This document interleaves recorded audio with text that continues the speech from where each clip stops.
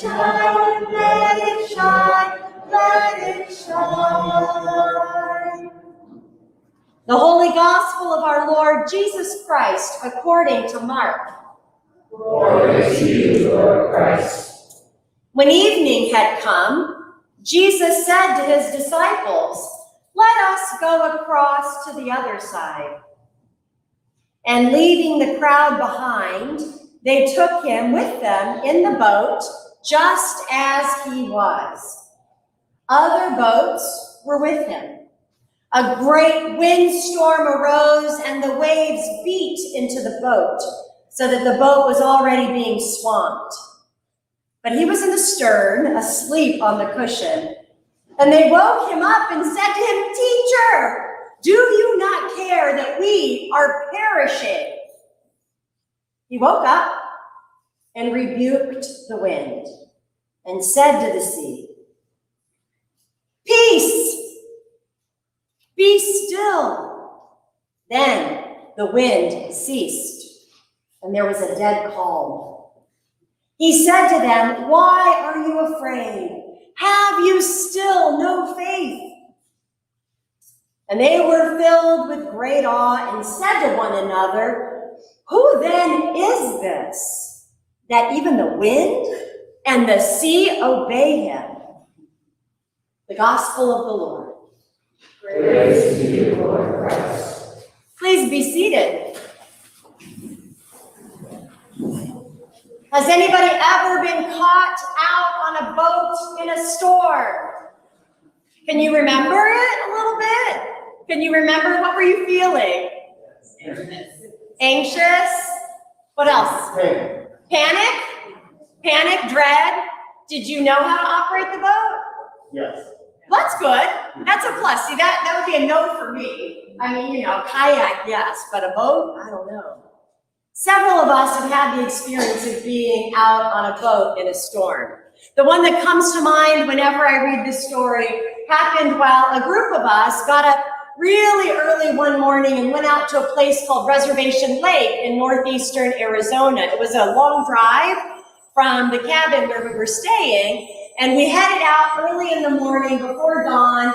We watched as elk came out of the wood. I mean, it was gorgeous. Just the drive to get there was beautiful. And the goal of the day was to bring home fish for dinner. Right? We hired a guide to take us fishing out on this lake. It was going to be great. We followed him behind his truck all the way there through these deserted roads. There's nothing around. But in my heart of hearts, my real longing was more than fish for dinner. My real longing was to spend time with family members in the beauty of nature, to have an experience, an adventure together, and to really have good quality time fishing together. I didn't really care if we caught anything. Well, we connected with nature all right, and we connected with one another in a state of total panic, at least for me, thanks to this incredible storm that came, it seemed, out of nowhere and took over the lake. You remember? Dave remembers. It was memorable. We were in a boat together with my brother Conrad. There were two other boats with the rest of our group. We could not see them in the middle of the storm. I mean, the way the heavens had opened and the rain was pouring, lightning striking all around the lake, the sound of thunder right behind your head, clapping and just scaring the heck out of me. And I couldn't see the other boats. Panic. There were few options. I had the choice of staying in the boat or jumping overboard. Those were really my two physical ways to handle this. I had a choice if I was going to panic or not panic. Not panic for me often means praying. I had a choice, panic or pray. I chose to stay in the boat. I was getting soaked either way, but I stayed in the boat and I struggled. I prayed to trust God. I wanted to pray rather than panic, but my mind was still racing. I have a very active imagination, as it turns out. So I was wondering, would we survive this? Who would survive this? What if one boat survived this? What if no boat survived this? How far away is the nearest medical center? We're out in the middle of nowhere. When we get back to where our phones are in the car, do we even have a signal, right? We wanted to be out in nature, and we were. I had all these imaginations of doom, these visions of catastrophe. I was reviewing CPR in my head. I was imagining our family watching the evening news and hearing about our disaster on the lake. Have you ever had that kind of panic set in where you're fighting it, but your imagination is still going wild? Are you with me? You can think of more things I was probably thinking. That feeling of exposure and vulnerability on that boat brings to mind the wisdom of the old Breton fisherman's prayer. Dear God, be good to me. The sea is so wide, and my boat is so small. Amen to that. The sea is so wide, and my boat is so small. Be good to me, God. What a good prayer. What a good prayer, acknowledging that there are so many things that are wide, outside of our control. And prayer, not panic, is really the good choice for us when we have the presence of mind to remember, to recognize that panic gets the best of us and pulls us away from trusting in God. Prayer, not panic, is the choice we make. People who fish for a living know that feeling of vulnerability and exposure all too well. They depend on fishing to survive, and yet their very survival is regularly threatened by dangers, by storms. I was only out there for one adventure, one guided fishing trip. Fish for a living, and you surely weather many dangerous storms. About 2,000 years ago, a few fishermen, professional fishermen, hop into a boat to travel across the sea to fish for people rather than food, to bring the good news from their new teacher, Jesus, to a much wider audience. They longed to live in the light of these teachings that were so exciting that crowds were just gathering like you wouldn't believe around Jesus wherever he sat down. He taught in parables, and he traveled around the Sea of Galilee to bring good news about God's kingdom to all these people who were struggling, who struggled against the hardships of life, who struggled against illness, political injustice, economic oppression, the regular difficulties we all know. The disciples left the crowd behind, and they took Jesus with them in the boat, just as he was. Other boats were with them. I imagine it was kind of a flotilla out there, all these boats kind of tracking along with Jesus and the disciples, all of these people emboldened by those parables, the good news, excited to live in the light of these teachings together with Jesus and to see where that led.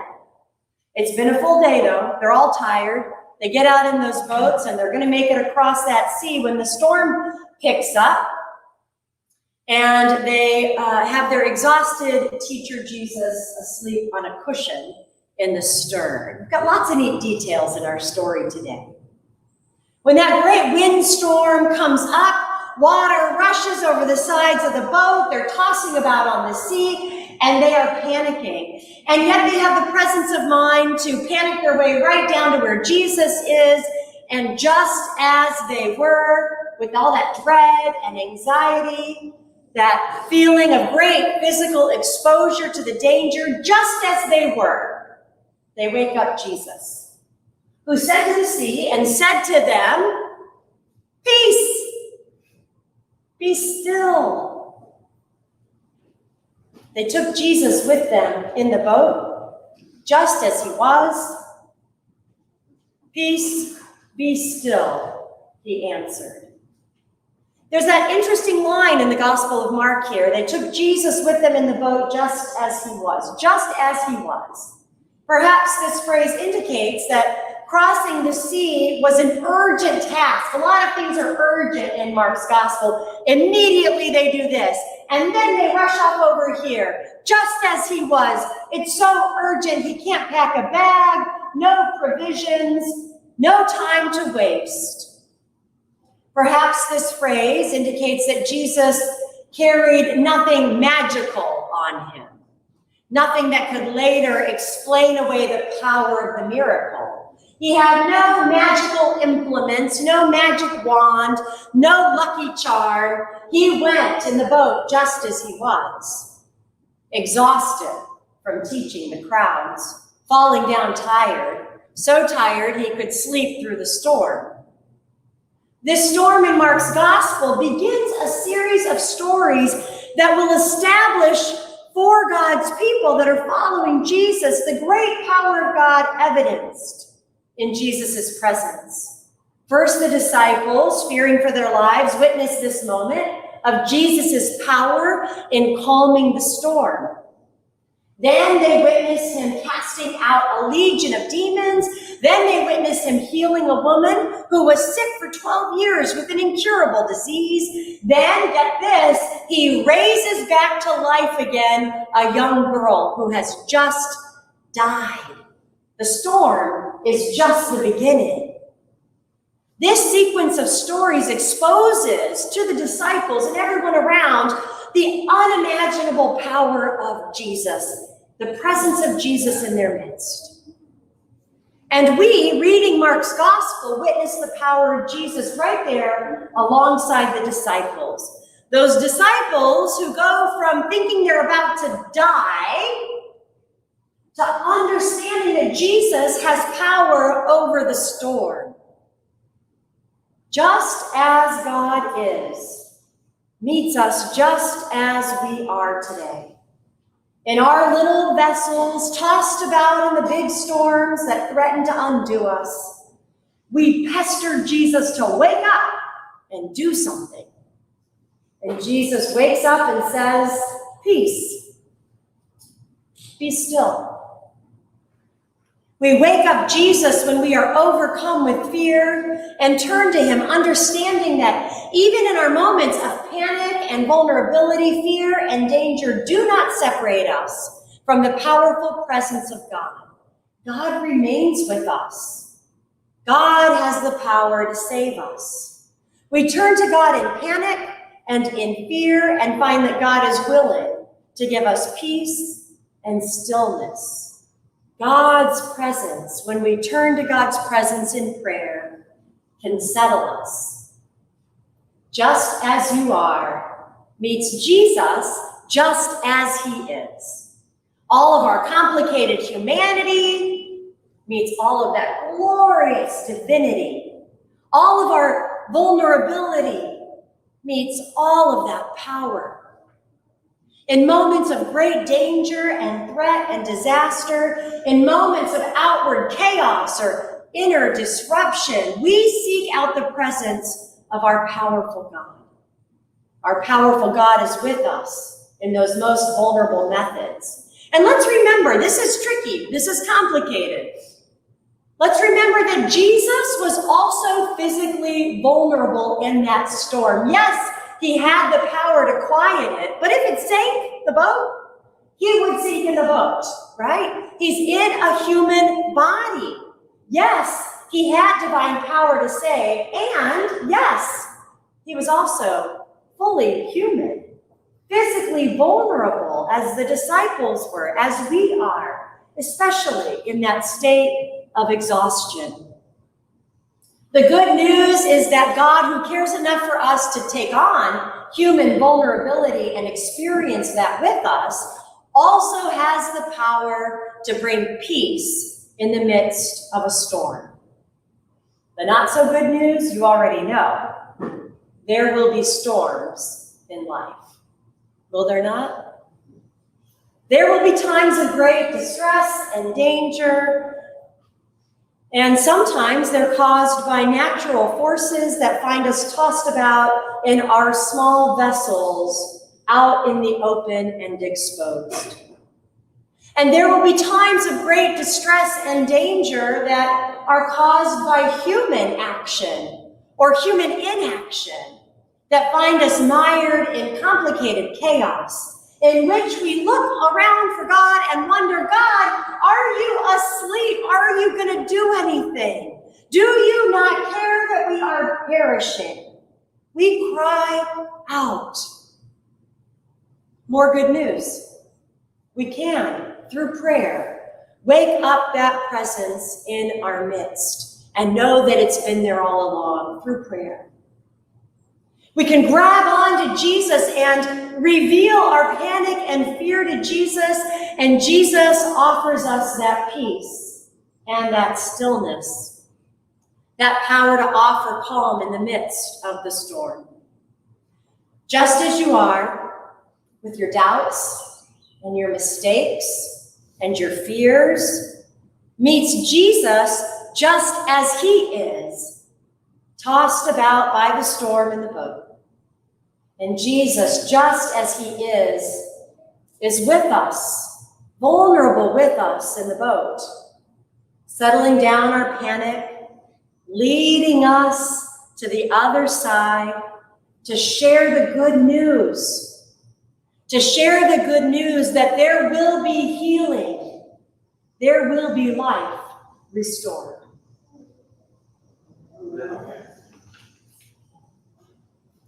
Let us stand and say together the Nicene Creed, which is found on page